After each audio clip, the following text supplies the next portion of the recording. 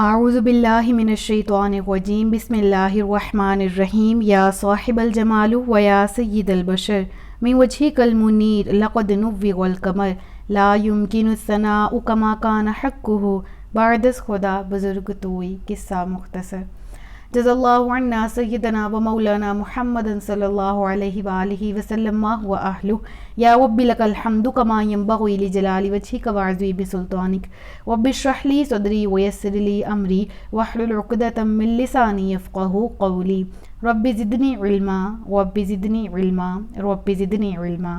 السلام علیکم ورحمۃ اللہ وبرکاتہ۔ میں حافظہ افرا جاوید اسلام آپ سب سے مخاطب ہوں اپنے یوٹیوب چینل انفینٹ اسلام میں آپ سب کو خوش آمدید کہتی ہوں۔ امید کرتی ہوں آپ سب خیریت سے ہوں گے، زندگی پرسکون پر اطمینان اور ایمان بالخیر گزر رہی ہوگی۔ سورۃ الانعام اردو ترجمہ اور تفسیر۔ آج سورہ انعام کا آخری سبق ہے، آخری رکوع ہم پڑھنے جا رہے ہیں الحمدللہ رب العالمین، اور سورہ انعام کی آیت نمبر 154 تک ہم گزشتہ اسباق میں پڑھ چکے ہیں۔ آج کے سبق میں ہم آیت نمبر 155 سے باقاعدہ آغاز کر رہے ہیں، جس میں اللہ رب العزت ارشاد فرماتا ہے وَهَذَا كِتَابٌ أَنزَلْنَاهُ مُبَارَكٌ فَاتَّبِعُوهُ وَاتَّقُوا لَعَلَّكُمْ تُرْحَمُونَ۔ یہ برکت والی کتاب ہے جسے ہم نے نازل کیا تو تم اس کی پیروی کرو اور پرہیزگار بنو تاکہ تم پر رحم کیا جائے۔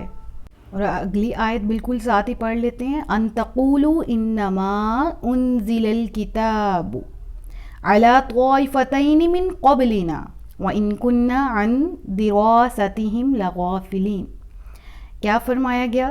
اس لیے اترا تاکہ تم یہ نہ کہو کہ کتاب تو ہم سے پہلے دو گروہوں پر اتری تھی اور ہمیں ان کے پڑھنے پڑھانے کی کچھ خبر نہ تھی۔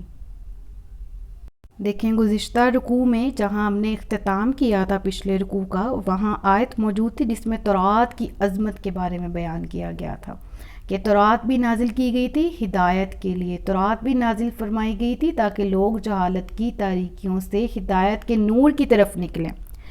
وہاں پر تورات کے احکامات اور تورات کے بارے میں جس طرح گزشتہ انبیاء کرام پر صحیفے نازل ہوئے، تورات، زبور، انجیل اور قرآن کریم آسمانی کتب نازل ہوئی، تو اس کا ایک خاص مقصد تھا اور تمام کے تمام نے تبلیغ کس کی توحید کی، اللہ ایک ہے اس کی عبادت کرو۔ اور ہر نبی کی شریعت اور تھی اور ہر رسول ایک کتاب لے کر آیا جس میں نئے احکامات، نئی شریعت تھی، اور پچھلی شریعت کو، پچھلی کتاب کو اس نے کچھ احکام کو جس کو اللہ کی طرف سے منسوخ کیا گیا وہ منسوخ ہوئے، اور کچھ اگلی کتاب میں بھی گو کہ جس طرح توحید کا حکم ہے یہ تمام کتابوں میں تھا، اسی طرح قرآن کریم میں بھی ہے۔ تو اس آیت میں جو عالمگیر ایک سکسیسفل بک ہے وہ ہے قرآن کریم، جس کو پوری دنیا میں کوئی بھی قرآن کی ایک آیت کو غلط ثابت نہیں کر سکتا، کوئی بھی قرآن کی کسی آیت کو جھٹلا نہیں سکتا۔ اپنے پرپس کے لیے ہم لوگوں نے کیا کیا آج کہ قرآن کی یہاں پر دیکھیں کیا ہے کہ قرآن کو پڑھو، یہ ہدایت والی کتاب ہے، رب فرماتا ہے برکت والی کتاب ہے، تم اس کی پیروی کرو۔ تو گو کہ آج کا مسلمان ذہن میں سوال اٹھتا ہے کہ اس قدر پستی کا ہم شکار کیوں ہو گئے؟ کیونکہ پہلے دور میں تو قرآن کو جھٹلایا جاتا تھا نا، یعنی اس کو کہا جاتا تھا کہ نعوذ باللہ، یہ نبی کریم صلی اللہ علیہ وآلہ وسلم کو کہتے تھے تم نے خود سے اشعار لکھ لی ہیں، یہ قرآن اللہ کی طرف سے نازل نہیں کیا جاتا، استغفر اللہ ربی من کل ذنب واتوب الیہ۔ تو اس کے بارے میں کہا گیا کہ آج کے دور میں کیا ہوتا ہے، آج کا مسلمان کیا ہے، سوال ذہن میں اٹھتا ہے کہ قرآن کے بارے میں کہا گیا یہ برکت والی کتاب ہے، اللہ نے نازل کیا ہے، تو پھر آج کا مسلمان اس قدر پستی کا شکار کیوں ہے؟ یہ کیسی برکت ہے کتاب کی کہ اس کے ماننے والے برکتوں سے محروم ہیں؟ ہم انکاری نہیں ہیں قرآن کے، ہم ماننے والے ہیں، لیکن کیوں مسلمان اس قدر پستی اور بدحالی کا شکار ہے؟ تو اس کا جواب کیا ہے، ایک شعر میں عرض کروں گی سب سے پہلے، اس کے بعد کہ میں اپنے آپ سے اور آپ سے پوچھتی ہوں کہ یوں تو سید بھی ہو، مرزا بھی ہو، افغان بھی ہو، تم سبھی کچھ ہو، بتاؤ تو مسلمان بھی ہو۔ یعنی کیا فرمایا گیا، اقبال نے یہاں پر کیا فرمایا رحمۃ اللہ تعالیٰ علیہ نے، کہ ہم لوگوں نے کتاب کو اپنے پرپس کے لیے یوز کرنا شروع کر دیا۔ پہلے دور میں جو مسلمان تھے وہ قرآن کو سمجھنے والے تھے. آج کے مسلمان قرآن کو اپنی رائے کے سانچے میں ڈالنے کی کوشش کرتے ہیں. یعنی ہماری جو محرومی ہے نا برکت سے، یہ ہماری اپنی حرکتوں کی وجہ سے ہے. ہم قرآن کے سانچے میں نہیں ڈلتے، قرآن کو اپنی خواہشات کے سانچے میں ڈالنے کی کوشش کرتے ہیں. پہلے دور میں قرآن کو بدلنے کی کوششیں کی جاتی رہیں، لیکن کوئی بدل نہ پایا، کیونکہ اس کی حفاظت کا ذمہ اللہ نے خود لیا ہے. پہلے دور میں تو کوئی نہیں بدل پایا. آج کے دور میں اتنے اسلام کے دشمن سرگرم ہیں، اتنی کوششیں ہوتی ہیں کہ کسی طرح یہ قرآن کو مسلمانوں کے، اب دیکھیں نا، وہ بدل نہیں سکتے، تو وہ کیا کر رہے ہیں کہ وہ سینوں سے نکالنے کی کوشش کریں. اور قرآن جس سینے میں بغض ہو، کینہ ہو، حسد ہو، جس آنکھ میں شرم و حیا نہ ہو، فحاشی دیکھنے والی آنکھیں ہوں، فحاشی سننے والے کان ہوں، برا سوچنے برا کرنے والے خیالات دل میں ہوں، تو وہاں قرآن سٹے نہیں کر پاتا. پھر قرآن پاک ہے اور پاک دل میں رہنے کی جگہ ہے. قرآن پاک ہے، پاک نظروں سے پڑھا جانے والی کتاب ہے، پھر ہی دل میں اترے گی.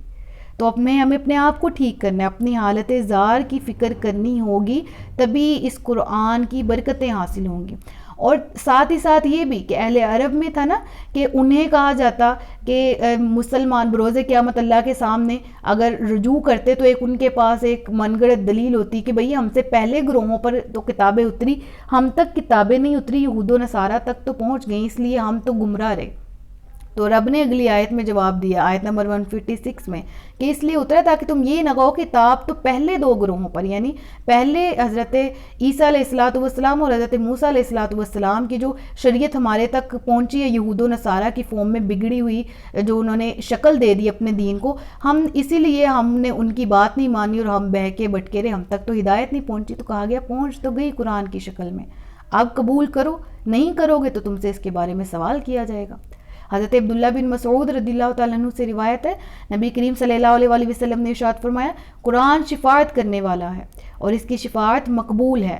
جس نے اس کے احکامات پر عمل کر کے اسے اپنے سامنے رکھا تو اسے یہ پکڑ کر جنت کی طرف لے جائے گا، اور جس نے اس کے احکامات کی خلاف ورزی کر کے اسے پیچھے رکھا تو یہ اسے ہانک کر جہنم کی طرف لے جائے گا.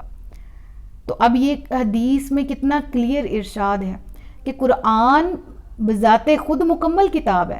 اب اس سے علم حاصل کرنے والوں پر، اس کو پڑھنے والوں پر، اس سے ہدایت گین کرنے والوں پر ہے کہ وہ کتنی لیتے ہیں. اور قرآن پڑھ کے بھی بڑے لوگ گمراہ ہو جاتے ہیں، وہ لوگ جو قرآن کے اندر سے ٹیڑھا پن تلاش کرنے کی کوشش کرتے ہیں، جو محکمات ان کے پیچھے نہیں پڑتے، متشابہات ان کے پیچھے پڑ جاتے ہیں. قرآن میں نا متشابہات کے پیچھے چلے جاتے ہیں، قرآن میں ٹیڑھا پن تلاش کرنے کی کوشش کرتے ہیں، جس کی وجہ سے وہ خود بھی بہکے عوام کو بھی بہکائیں. تو ایسے فتنوں سے بھی اپنے آپ کو محفوظ رکھا گیا. پھر فرمایا گیا اگلی آیت ہے، آیت نمبر 157، یا تاکہ تم یہ نہ کہو کہ اگر ہم پر کتاب اترتی تو ہم ان سے زیادہ ہدایت یافتہ ہوتے تو تمہارے پاس تمہارے رب کی روشن دلیل اور ہدایت اور رحمت آ گئی، اور اس سے زیادہ ظالم کون جو اللہ کی آیتوں کو جھٹلائے اور ان سے منہ پھیرے.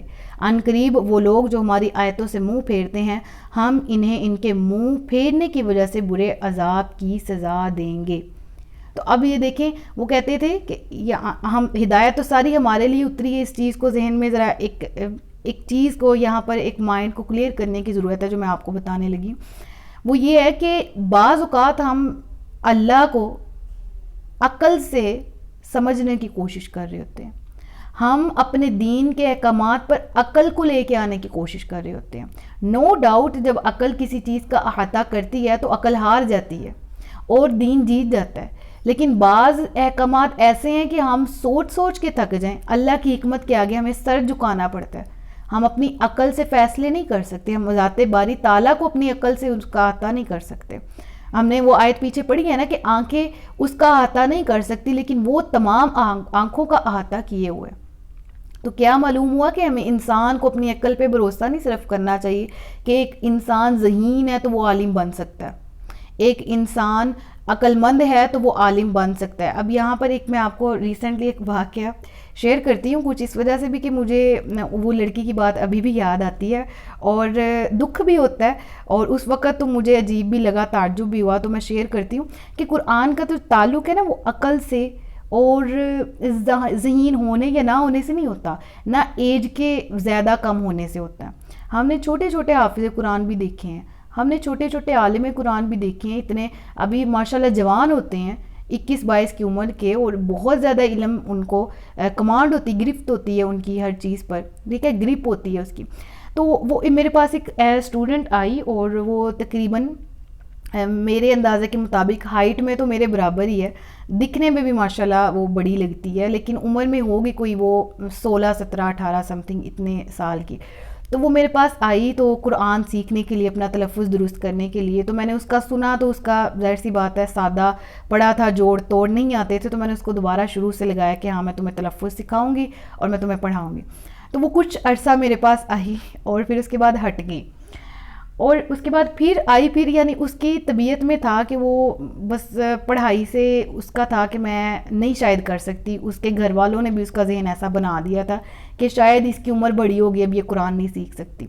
تو ایک دفعہ اب یہ 10 محرم الحرام کو وہ ہمارے گھر کچھ نظر و نیاز لے کر آئی. اس نے کہا کہ یہ آپ رکھ لیجئے. تو میں نے کہا آج آپ اتنی دنوں بعد آپ نے اپنی زیارت کروائی ہے، تو ذرا بتائیں آپ آ کیوں نہیں دوبارہ؟ تو اس کا جواب تھا باجی میری منگنی ہو گئی ہے. تو میں نے کہا اچھا مبارک ہو پھر، تو اس لیے اب میں نے نہیں پڑھنا. تو مجھے اس بات پہ اس کی اس وقت تعجب بھی ہوا، اور میں ایک وقت کے لیے ہنسی بھی کہ کیا تمہاری منگنی اس چیز کی، تمہارے پاس یہ سرٹیفکیٹ آ گیا کہ اب تم قرآن سیکھ نہیں سکتی یا سمجھ نہیں سکتی. کچھ اس کی مینٹیلٹی آن دی سیریس نوٹ وہ اس طرح بن چکی تھی کہ شاید میری عمر 17-18 ہو گئی ہے، میں ان سب چھوٹے بچوں میں بڑی لگتی ہوں، میں قرآن نہیں سیکھ سکتی. کچھ گھر والوں کی طرف سے بھی یہ تھا، اور کچھ جب منگنی ہو گئی تو وہ ذہن سارا اس طرف چلا گیا، اب شادی کے علاوہ کوئی چارہ نہیں ہے.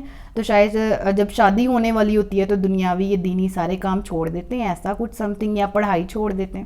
تو میں نے اس کو سمجھانے کی کوشش بھی کی کہ خدا را اپنے ساتھ یہ ظلم نہ کرو، ساری زندگی کا معاملہ ہے، کل کو بچوں کی تربیت کرنی ہے. تو پھر وہ جب خود بھی والدہ نے قرآن نہیں پڑھا، سیکھنا سمجھنا اور لیول ہوتا ہے. ترجمہ تفسیر قرآن عربی میں تو ادائیگی اس کی آ جائے، لیکن وہ مجھے دکھ ہوا اس کی حالت پہ کہ آگے ایک نسل جو اس سے چلے گی اس کا کیا حال ہوگا. تو لہٰذا اپنے آپ کو دین سے دور نہ کریں صرف یہ کہ میں عقل مند نہیں ہوں، میں کیسے کروں گی، میں تو 10ویں بڑی مشکل سے پاس کی تھی، میں تفسیر کیسے سیکھ سکتی ہوں وغیرہ وغیرہ. تو یہ شیطانی ہتھیار ہوتے ہیں. بہرحال تفسیر سے ہم بہت دور نکل گئی یہ والا واقعہ بیان کرتے کرتے. تو اس سے معلوم ہوتا ہے ان آیات سے کہ صرف اپنی عقل پر اعتماد نہیں کرنا چاہیے، رب کے فضل پر بھی بھروسہ کرنا چاہیے. اور رب کا فضل تو ہر بندے کے لیے عام ہے جو اس کی راہ کے لیے نکلے. رب فرماتا ہے میں اس کے لیے دین کے راستے آسان کر دیتا ہوں جو چلنا چاہے، ٹھیک ہے. تو جو لوگ اس طرح کرتے ہیں، صرف اور صرف اپنی عقل پر اعتبار کرتے ہیں، وہ بھی منہ کے بل گرتے ہیں کہ ایسے علم حاصل کرنے سے جس میں استاد کا ادب نہ ہو، دین کا ادب نہ ہو، قرآن کا ادب نہ ہو، سرٹیفکیٹس تو مل جاتے ہیں، جی پی اے سی جی پی اے ہائی تو ہو جاتی ہے، لیکن خالی ہوتا ہے انسان کا من، خالی ہوتا ہے انسان کا فیوچر. وہ اس طرح سے مطمئن نہیں ہو سکتا، نہ اپنے حال میں نہ اپنے مستقبل میں، ٹھیک ہے. اور نہ ہی یہ سوچا جائے کہ اب عمر نکل گئی ہے، اب میں قرآن کی تجوید سیکھوں گا یا سیکھوں گی تو کتنا برا لگے گا یا کس کو اچھا نہیں لگے گا وغیرہ. جب اللہ نے کہا ہے برکت والی کتاب ہے، سب کے لیے ہدایت ہے، متقی لوگوں کے لیے، پرہیزگار لوگوں کے لیے نصیحت ہے، تو ہم کیوں نہیں بنتے ویسے، قرآن کے قریب کیوں نہیں جاتے؟ ٹھیک ہے. تو امید کرتی ہوں آپ کو ان آیات کا خلاصہ اچھے سے سمجھ آ گیا ہوگا. آگے اگلی آیت پڑھتے ہیں. اگلی آیت ہے وہ صرف اسی چیز کا انتظار کر رہے ہیں کہ ان کے پاس فرشتے آ جائیں یا تمہارے رب کا عذاب آ جائیں، تمہارے رب کی کچھ نشانیاں آ جائیں. جس دن تیرے رب کی بعض نشانیاں آ جائیں گی، اس دن کسی شخص کو اس کا ایمان قبول کرنا نفع نہ دے گا، اور جس دن سے پہلے ایمان نہ لایا ہوگا یا جس نے اپنے ایمان میں کوئی بھلائی نہ حاصل کی ہوگی تم فرماؤ تم بھی انتظار کرو اور ہم بھی منتظر ہیں. یہاں پر ارشاد ہے نا کہ وہ تو اس چیز کا انتظار کر رہے ہیں کہ رب کا عذاب آئے یا کوئی نشانی ہے. اس سے مراد قیامت کی نشانی ہے، ٹھیک ہے. اور اس نشانی سے مراد علماء کرام کی مختلف روایات ہیں. ایک کے مطابق یہ کہ آفتاب کا مغرب سے طلوع، آفتاب سورج کو کہا جاتا ہے، ٹھیک ہے. چنانچہ بخاری و مسلم شریف کی احادیث میں بھی اس کا مفہوم بھی آپ کی خدمت میں پیش ہے. ان احادیث کے مطابق بھی پتہ لگتا ہے کہ قیامت تب تک قائم نہیں ہوگی جب تک سورج مغرب سے طلوع نہ ہو، اور جب وہ مغرب سے طلوع ہوگا لوگ اسے دیکھیں گے تو سب ایمان لائیں گے، لیکن یہ ان کے ایمان اس وقت کا ایمان لانا نفع نہیں دے گا. ایک چیز ظاہری پکڑ یعنی عذاب سامنے آ گیا، پتہ ہے موت ہے، یا اللہ میں توبہ کرتا ہوں، نہیں، موت کو دیکھ کے توبہ کی قبول نہیں ہے. بالکل اسی طرح سے عذاب اور یہ جو علامت قیامت میں سے یہ جس طرح بڑی علامت کبریٰ ہے یہ، اس کو دیکھ کے کہا ہاں جی ہم اب ایمان لاتے ہیں، تو تب بھی یہ ایمان لانا قبول نہیں۔ رب فرما رہا ہے ساری زندگی قرآن سے بھاگتے بھاگتے گزار دی، چلے میں اپنے پہ لے آتی ہوں، آپ پہ لے آتی ہوں، ہم سب آپس میں مل کے بات کرتے ہیں مسلمان۔ یہاں پر کفار کا ذکر ہے کہ یہ قرآن کو جھٹلاتے ہیں، قرآن کو نہ ماننے کے ان کے پاس 1000 بہانے، یہ اس چیز کا انتظار کر رہے ہیں جب ان کے پاس نشانی آ جائے گی، جب قیامت آ جائے گی، جب عذاب آ جائے گا، پھر یہ ایمان لائیں گے، ان کو نفع نہیں دے گا۔ تو چلیں اب ہم ایمان والے اپنے اوپر لے کر آتے ہیں، خود کو مسلمان کہنے والے کتنی دیر بھاگ لیں گے دین سے، کتنی دیر اپنے آپ کو دور رکھ لیں گے، کتنی دیر دنیا میں دل لگا کے بیٹھے رہیں گے۔ ایک دن تو آنا ہے نا جب اپنے اعمال کا جواب دینا ہے، تو اس وقت جب کہنا ہے کہ ہاں اللہ ماننا تیرا قرآن برحق تھا، ہاں اب ہم توبہ کرتے ہیں، تو اس وقت کی ندامت اور شرمندگی سے بہتر ہے کہ دنیا میں ہی اس کتاب کو سیکھ لیا جائے، سمجھ لیا جائے اور عمل میں لے آیا جائے۔ یقین کریں قرآن پر عمل کر لیا تو دنیا بھی سنور جاتی ہے، اور جس کی دنیا دین کے مطابق ہو اس کی آخرت کیوں نہ انعام یافتہ ہوگی۔ ٹھیک ہے، اللہ تعالیٰ ہم سب کو عمل خیر کی توفیق عطا فرمائے۔ رب فرماتا ہے اگلی آیت نمبر 159، بے شک وہ لوگ جنہوں نے اپنے دین ٹکڑے ٹکڑے کر دیے اور خود مختلف گروہ بن گئے، اے حبیب آپ کا ان سے کوئی تعلق نہیں، ان کا معاملہ صرف اللہ کے حوالے ہے، پھر وہ انہیں بتا دے گا جو کچھ وہ کیا کرتے تھے۔ اب اس آیت میں کون لوگ مراد ہیں؟ یعنی کہ جو ہے نا کہ ان لوگوں کی مثل نہ ہو جاؤ جو آپس میں ٹکڑے ٹکڑے ہو گئے۔ یعنی نبی کریم صلی اللہ علیہ وسلم کے زمانہ میں ہی جو یہود و نصارہ ہیں ان کے بہت فرقے بن چکے تھے، جن میں سے ہر ایک دوسرے کو کافر کہتا تھا، اور ان کی برائی میں یہ آیت کریمہ نازل ہوئی جس پہ مسلمانوں کو ایسی غلطی کرنے سے روکا گیا۔ یعنی وہ لوگ جو کہ اصلی اہل کتاب تھے نا، جنہوں نے کتابیں پڑھ رکھی تھی، ان کے اصلی کتاب کا مفہوم ان کے سامنے تھا، وہ تو نبی کریم صلی اللہ علیہ وسلم کی ایک جھلک دیکھ کر ایمان لے آئے۔ بحیرہ راہب اور ورقہ بن نوفل، ٹھیک ہے، شاہ ابشا نجاشی جس کا نام اسحمہ تھا، عبداللہ بن سلام اور ان کے ساتھی، یہ تمام کی تمام بہت سی مثالیں ایسی ہیں جو کہ کتاب میں جنہوں نے پڑھ رکھا تھا ایمان لے آئے، فرقوں میں تقسیم نہیں ہوئے۔ لیکن کچھ ایسے تھے جو نبی پاک صلی اللہ علیہ وسلم کو اپنی خواہشات کے سانچے میں ڈالنے کی کوشش کرتے تھے، تو ان کا اپنا یہ حال تھا کہ وہ آپس میں بکھرے ہوئے تھے۔ تو اس آیت کریمہ میں ان گروہوں کا ہی ذکر کیا گیا اور مسلمانوں کو اس چیز سے خبردار کیا کہ خبردار ان کی طرح نہ ہو جانا جو آپس میں ٹکڑے ٹکڑے ہو گئے۔ اور یہ میں اور آپ اس بات کے آج گواہ ہیں کہ ایسا ہی ہو رہا ہے۔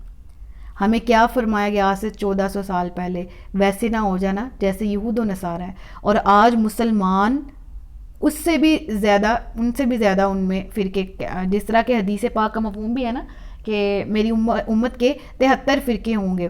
تو یقین کریں یہ اگر احادیث ہمیں ملتی ہیں اور ہمیں یہ بھی ان میں سے پڑھنے کو ملتا ہے کہ واقعی قیامت کے قریب قرب قیامت میں اور اس سے زیادہ فرقہ واریت ہوگی، لیکن انسان کیا کرے؟ اب ہم ہیں، ہمیں مسلمان بننے کا حکم دیا گیا ہے، ٹھیک ہے، وہ معزز تھے زمانے میں مسلمان ہو کر، تم ذلیل و خوار ہوئے تارک قرآن ہو کر۔ قرآن کو نہیں پڑھنا، قرآن کو مکمل نہیں پڑھنا شروع سے آخر تک۔ فرقہ بندی شروع کیسے ہوئی؟ کسی نے کچھ آیات پکڑی مخصوص، ان پہ بحث شروع کر دی، ایک الگ فرقہ بن گیا۔ کچھ نے اس کے اپوزٹ کچھ اور آیات نکالی، وہ فرقہ الگ بن گیا۔ کچھ نے کسی حکم کی آیات نکالیں، کچھ نے کسی حکم کی آیات، اور وہ فرقے گروہ در گروہ بنتے رہے، اپنے اپنے نام بنا لیے، اپنے آپ کو ایک نام دے دیا اور ان کی پیروکاری شروع ہوگی اور وہ ایک پورا گروپ بن گیا۔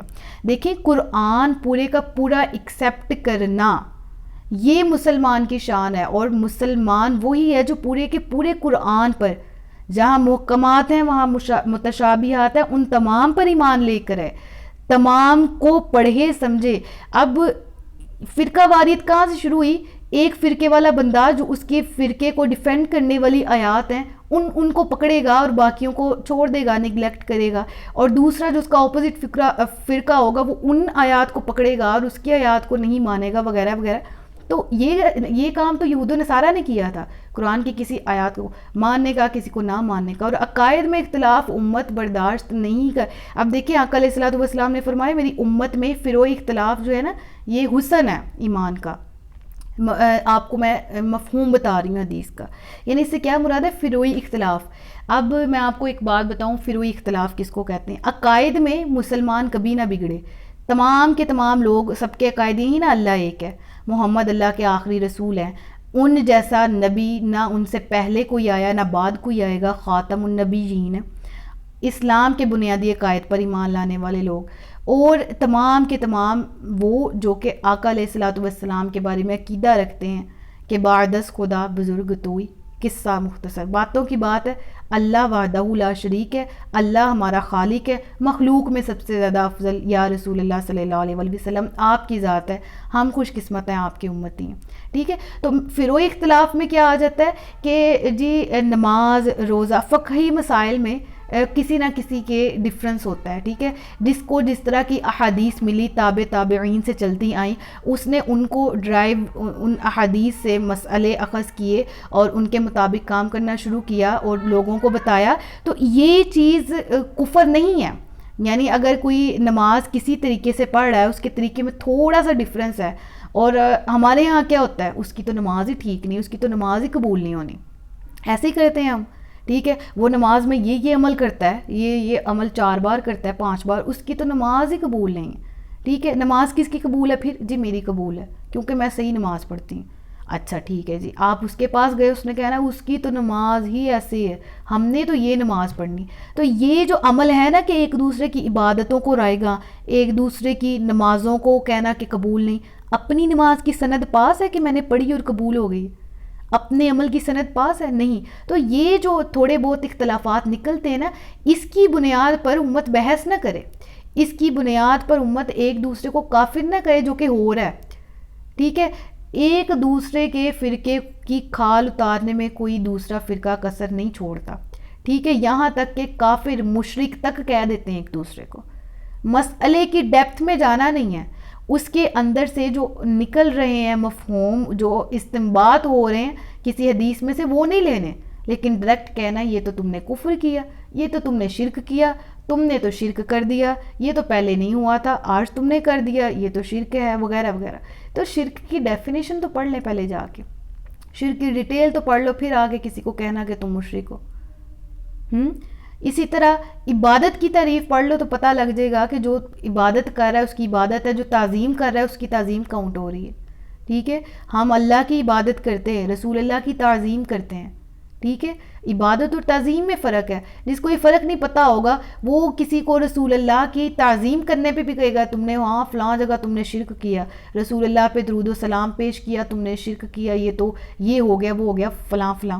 تو اس چیز کو اپنے آپ سے دور لے جائیں، اپنے آپ کو اس چیز سے دور لے جائیں، ہر ایک کی حسن اچھی بات کو پک کریں، اور جو دین کی بات پھیلائے، اور جو جس دین پر ہے یعنی دین اسلام پر ہے، تمام مسلمان آپس میں بھائی ہیں، تو ہر ایک کی قدر کیجئے، کسی کو بلا تردد جو منٹ لگاتے ہیں کسی کو اس کے ایمان سے خالی کہنے میں، تو ذرا اس چیز سے خوف کیا کریں کہ ایک بندہ جب کلمہ گو ہے اور اس کے عقائد درست ہیں، تو اس کی کسی بات سے اس کی اختلاف دور کروانے کے بجائے یا اس کی اصلاح کرنے کے بجائے ڈائریکٹ کہہ دینا کہ تم تو شرک ہو، تم تو مشرک ہو، تم نے تو شرک کیا۔ تو یہ چیزیں جو ہیں ان سے امت کو بچنا چاہیے، ٹھیک ہے۔ حضرت عبداللہ بن عباس رضی اللہ تعالیٰ عنہ فرماتے ہیں، اس آیت میں اللہ نے مسلمانوں کو جماعت کے ساتھ وابستہ رہنے کا حکم دیا اور انہیں اختلاف اور فرقہ بندی سے منع فرمایا، اور یہ خبر دی کہ ان سے پہلے لوگ اللہ عز و جل کے دین میں جگڑنے کی وجہ سے ہلاک ہو گئے تھے، تو آج تم نہ ہلاک ہو جانا، تم نہ فرقوں میں بٹ جانا، لیکن آج امت بٹی ہوئی ہے، لہٰذا ہلاکت سے اسی صورت میں بچا جا سکتا ہے جب ایک مسلمان ہوں گے۔ اگلی آیت پڑھتے ہیں، آیت ہے اور جو نیکی لائے، آیت نمبر 160 ہے جی، اور جو نیکی لائے تو اس کے لیے اس جیسی 10 نیکیاں، اور جو کوئی برائی لائے تو اسے صرف اتنا ہی بدلہ دیا جائے گا، ان پر ظلم نہیں کیا جائے گا۔ اللہ تبارک و تعالیٰ کے دین کا حسن دیکھیں اور اللہ کا بندوں سے محبت کا اظہار دیکھیں، محبت دیکھیں کہ ثواب ہے، ایک عمل کیا اس کا ثواب یہاں 10 لکھا ہے نا، ہم نے 700 گنا بھی پڑھ کے آئے ہیں پیچھے، ٹھیک ہے۔ تو اٹ نوٹ مینس کے اعتزاد ہیں وغیرہ، اللہ کی ذات پہ ڈیپینڈ کرتا ہے، اللہ کی رحمت پہ ہے منحصر، ٹھیک ہے، اللہ جس کو چاہے جتنا عطا کرے، جس کا اخلاص اور تقوی جتنا زیادہ ہوگا اس کو اس کے اخلاص اور تقوی کے مطابق اتنا ہی زیادہ عطا ہوگا، ٹھیک ہے۔ تو ثواب کے اکثر درجات ہیں، ان میں کوئی حد نہیں ہے۔ قرآن پاک میں 700 گناہ کا بھی ذکر فرمانے کے بعد یہاں جو ہے وہ فرمایا گیا کہ نیکی کا جو ہے وہ 10 گنا زیادہ اجر دیا جائے گا، ٹھیک ہے۔ تو اٹ مینس کہ ہر ایک کے عمل کے برابر ہی اس کو اجر عطا کیا جاتا ہے۔ تو جو کوئی برائی کرتا ہے، رب فرماتا ہے اس کو برائی کا ہی وبال، اس کی برائی کا ہی گناہ ہوتا ہے، اس سے ڈبل ٹرپل نہیں ہوتا، ہاں ماں سوائے اس کے کہ وہ شخص جس نے برائی کی بھی اور کسی دوسرے کو لگوایا بھی اس پہ، تو وہ جو برائی کرنے والا ہے وہ اس کی برا کرنے کا، گناہ کرنے کا وبال اس پہ بھی ہوگا جس نے اس کو اس گناہ کی ترغیب دی ہے، ٹھیک ہے۔ تو جو اپنا ویسے گناہ کر رہا ہے، ٹھیک ہے، تو اس کے گناہ کا وبال اس پر اتنا ہی ہوگا، لیکن نیکی کی ہے تو اللہ فرماتا ہے میں اس کی اخلاص اور تقوی کی بنیاد پر اس کو بہت اجر عطا کروں گا۔ پھر فرماتا ہے تم فرماؤ بے شک مجھے میرے رب نے سیدھے راستے کی طرف ہدایت فرمائی، یہ مضبوط دین ہے جو ہر باطل سے جدا ابراہیم کی ملت ہے، وہ مشرکوں میں سے نہیں تھے۔ تم فرماؤ بے شک میری نماز اور میری قربانیاں اور میرا جینا اور مرنا یہ سب اللہ کے لیے ہے جو سارے جہانوں کا رب ہے، اس کا کوئی شریک نہیں، اسی کا مجھے حکم دیا گیا ہے اور میں سب سے پہلا مسلمان ہوں۔ سبحان اللہ، یہ میرے آقا علیہ الصلوۃ والسلام کی دعا بھی ہے، اور ہمیں بھی چاہیے کہ ہم اس دعا کو کثرت سے پڑھا کریں کہ ان صلاتی و نسکی و محیای و مماتی للہ رب العالمین لا شریک لہ، اس کا کوئی شریک نہیں ہے، ٹھیک ہے۔ اب یہ آگے نا وبذالک امرت وانا اول المسلمین، کیا اس سے مراد ہے، ٹھیک ہے۔ سب سے پہلے تو یہ ان دونوں آیتوں کا مفہوم لے لیں کہ مسلمان کا جینا، مرنا، عبادت، ریاضت، ہر عمل جو ہے وہ خاص اللہ کے لیے ہونا چاہیے، زندگی اللہ عز و جل کی رضا کے کاموں میں، اور جینے کا مقصد اللہ عز و جل کے دین کی سربلندی ہونا چاہیے، اور مرنا بھی حالت ایمان میں ہو سکے تو کلمہ حق بلند کرنے کے لیے ہو، شہادت کی موت مرے۔ یوں ہی عبادت کا شرک جلی سے پاک ہونا تو بہرحال ایمانیات میں داخل ہے، اور عبادات کا شرک خفی ریاکاری اس میں آ جاتی ہے، ٹھیک ہے۔ اس سے پاک ہونا خالصتاً اللہ عز و جل کی رضا اور خوشنودی کے لیے ہو، سمجھ آ رہی؟ تو یہ آقا علیہ الصلوۃ والسلام کی دعا بھی تھی، اور یہاں مراد ہے نا کہ وہ انا اول المسلمین، میں سب سے پہلا مسلمان ہوں، یعنی سب سے پہلے مومن آقا علیہ الصلوۃ والسلام ہیں۔